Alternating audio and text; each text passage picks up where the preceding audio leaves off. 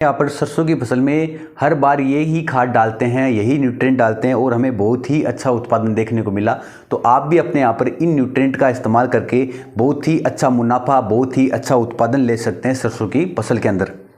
नमस्कार किसान साथियों, सरसों किसानों के लिए एक मुख्य फसल है क्योंकि इसके अच्छे उत्पादन से किसानों को अच्छा मुनाफा मिल सकता है और इसका अच्छा उत्पादन करने के लिए अपने को अच्छी खुराकें, अच्छे उर्वरकों का इस्तेमाल करना होता है। तो आज के वीडियो में अपन जानेंगे किसान साथी अगर सरसों की बुआई कर रहे हैं या सरसों की बिजाई करने के इच्छुक हैं तो कौन कौन से उर्वरकों का, कौन कौन से खादों का इस्तेमाल अपने खेत के अंदर करना है। इसी के साथ सरसों की बुआई के समय कौन कौन सी सावधानियां उनको रखनी है। तो साथियों शुरू करते हैं। शुरू करने से पहले अगर आप हमारे चैनल पर नए हैं तो चैनल को सब्सक्राइब कीजिए। अगर आपको वीडियो अच्छी लगती है तो वीडियो को लाइक कीजिए और इसी के साथ अगर आपका कोई सवाल, कोई क्यूरी है तो हमें कमेंट के माध्यम से आप पूछ सकते हैं। तो साथियों शुरू करते हैं। साथियों आजकल मुख्य रूप से सरसों की बिजाई के समय किसान साथी एक अपनी डीएपी, जो कि जादुई खाद जिसको किसान साथी बोलते हैं, उसका इस्तेमाल अपने यहाँ पर मुख्य रूप से करते हैं। डीएपी का अगर किसान साथी इस्तेमाल कर रहे हैं तो उनको लगता है कि अपने अगर अपने खेत में डीएपी डाल दिया तो सारे के सारे न्यूट्रिएंट, सारे के सारे खाद अपन ने डाल दिए हैं और अब जो आगे जो उत्पादन होगा अपना वो बहुत ही अच्छा होने वाला है। क्योंकि किसान साथी जो डीएपी होता है उसके अंदर दो मुख्य रूप से न्यूट्रिएंट आते हैं, एक नाइट्रोजन होता है, दूसरा फास्फोरस। इसमें नाइट्रोजन की जो मात्रा है वो 18% होती है और जो फास्फोरस की मात्रा है वो 46% होती है। तो सबसे ज़्यादा जो फास्फोरस है वो डीएपी के अंदर ही होती है, इसीलिए किसान साथी इसका ज़्यादा रूप से इस्तेमाल करते हैं। परंतु आजकल जो डीएपी है वो शॉर्टेज रहती है, डीएपी उपलब्ध होती नहीं है मार्केट के अंदर जितनी किसानों को आवश्यकता रहती है। तो इसके विकल्प के रूप में किसान साथी कौन कौन से फर्टिलाइजर इस्तेमाल कर सकते हैं, या अगर डीएपी का इस्तेमाल कर रहे हैं तो इनके साथ साथ कौन कौन से माइक्रो न्यूट्रिएंट या कौन कौन से अन्य खाद इस्तेमाल कर सकते हैं जिससे जो किसानों की जो पैदावार है वो अच्छी हो, सरसों का उत्पादन अच्छा हो और उसकी जो गुणवत्ता है, क्वालिटी है वो बहुत ही ज़्यादा अच्छी देखने को मिले। तो साथियों अगर आप अपने यहाँ पर डीएपी का इस्तेमाल कर रहे हैं तो उसके साथ आप अपने यहाँ पर सल्फर बेंटोनाइट, जो कि 90% में आता है, उसका इस्तेमाल कर सकते हैं। क्योंकि जो सल्फर होता है वो एक अच्छा फंगीसाइड होने के साथ साथ बहुत ही अच्छा उर्वरक भी है। क्योंकि जो शुरुआत के अंदर जब सरसों की बिजाई करते हैं तो उस समय अपने को फंगस की समस्या बहुत ज़्यादा देखने को मिलती है, जिसके अंदर अपने को देखते हैं विल्ट की समस्या या सरसों के कटने की समस्या, इसी के साथ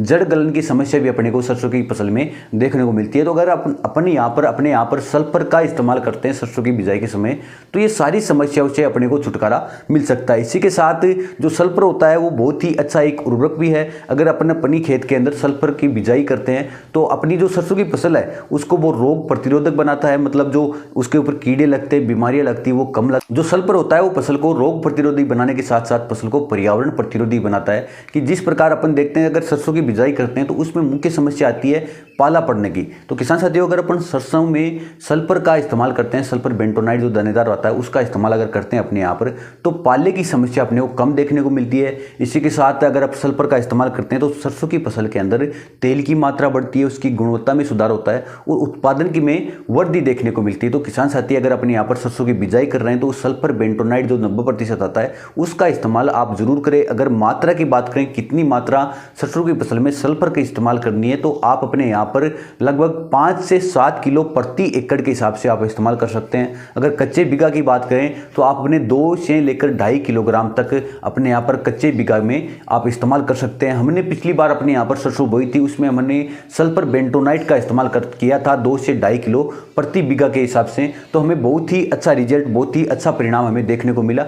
तो आप भी अपने यहाँ पर सल्फर बेंटोनाइट का इस्तेमाल कर सकते हैं। अगर किसान साथी सरसों की बिजाई कर रहे हैं तो इन उर्वरकों के साथ साथ और कौन से उर्वरक इस्तेमाल कर सकते हैं, तो आप अपने यहाँ पर माइक्रो न्यूट्रिएंट के लिए सीवीड एक्सटेंट के रूप में सागरिका दानेदार का इस्तेमाल कर सकते हैं। क्योंकि सागरिका दानेदार होती है वो बहुत ही अच्छा माइक्रो न्यूट्रिएंट है, सीवीड एक्सटेंट है। इसके अंदर बहुत सारी खुराकें, बहुत सारे माइक्रो न्यूट्रिएंट, क्योंकि अपने डीएपी के माध्यम से 2 उर्वरक दे दिए, नाइट्रोजन और फास्फोरस, सल्फर के माध्यम से अपने सल्फर बेंटोनाइट दे दिया, सल्फर दे दिया। परंतु जो बाकी के न्यूट्रिएंट, क्योंकि फसल की बढ़वार के लिए, फसल उगाव के लिए या उसके उगने से लेकर फल बनने तक, बीज बनने तक लगभग फसल को 16 से 17 पोषक तत्वों की आवश्यकता होती है। तो बाकी के पोषक तत्व अपन तो दे ही नहीं रहे, अपन तो बाद में यूरिया का छिड़काव करेंगे, स्प्रे करेंगे नैनो यूरिया का, तो बाकी के न्यूट्रिएंट कहाँ से देंगे।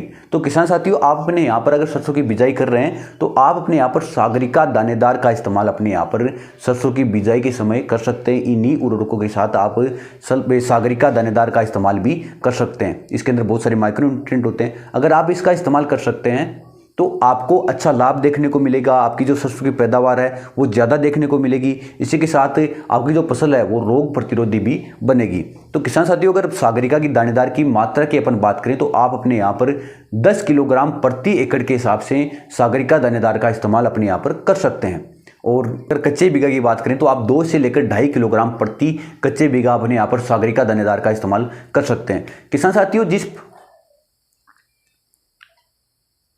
जिस प्रकार तकनीक बदली है उसी प्रकार से आजकल खाद और उर्वरक भी बदल चुके हैं। अपन नॉर्मली डीएपी का इस्तेमाल करते हैं, तो आजकल नैनो डीएपी भी आ चुका है मार्केट के अंदर, तो आप उसका इस्तेमाल भी अपने यहाँ पर कर सकते हैं। शुरुआत में आपको डीएपी की मात्रा को पूरा नहीं घटाना है, आप उसको आधा कर सकते हैं। अगर आप अपने यहाँ पर 10 किलोग्राम प्रति जगह नैनो डीएपी का भी इस्तेमाल कर सकते हैं। नैनो डीएपी होती है, उसका शुरुआत के अंदर अगर सरसों की बिजाई कर रहे हैं तो उस समय बीजोपचार के रूप में आपको इस्तेमाल करना है। बीजोपचार के लिए आप 1 किलोग्राम बीज के अंदर 5 ml नैनो डीएपी इस्तेमाल करना है। और उसके बाद जो भी बचा हुआ नैनो डीएपी उसका आपको 30 से 40 दिन की जब आपकी फसल हो जाए तो उस समय आपको स्प्रे के माध्यम से जो नाइट्रोजन और फास्फोरस जो डीएपी के अंदर नैनो डीएपी के अंदर होता है उसको आपको देना है। तो किसान साथियों, आप डीएपी की अगर शॉर्टेज चल रही है, आपको डीएपी उपलब्ध नहीं हो रहा या कम मात्रा में मिल रहा है, तो उस समय आप आधी डीएपी की मात्रा की जगह नैनो डीएपी का इस्तेमाल भी अपनी सरसों की फसल में कर सकते हैं और बहुत ही अच्छा रिजल्ट इसका देखने को मिलता है, अच्छा परिणाम इसका देखने को मिलता है। तो आप अपनी उर्वरकों का इस्तेमाल कर सकते हैं। इसी के साथ अगर आपको डीएपी की शॉर्टेज देखने को मिलती है तो आप अपने यहाँ पर एसएसपी सिंगल सुपर फास्फेट का भी इस्तेमाल कर सकते हैं, क्योंकि सिंगल सुपर फास्फेट के अंदर जो नाइट्रोजन, फास्फोरस, इसके साथ सल्फर और कैल्शियम भी देखने को मिलता है। तो आप इस प्रकार के उर्वरकों का इस्तेमाल कर सकते हैं और ये डीएपी से सस्ता भी आता है और इसका परिणाम भी अपने को जो सरसों की फसल है उसके अंदर अच्छा देखने को मिलता है। तो आप इनका भी इस्तेमाल अपने यहाँ पर खेतों के अंदर कर सकते हैं। ये जानकारी किस प्रकार की लगी? अगर जानकारी अच्छी लगी तो वीडियो को लाइक कर सकते हैं, हमारे चैनल को सब्सक्राइब कर सकते हैं। और अगर आपकी कोई अन्य जानकारी आपको लेनी है या कोई सवाल है आपका तो हमें कमेंट के माध्यम से पूछ सकते हैं। धन्यवाद साथियों।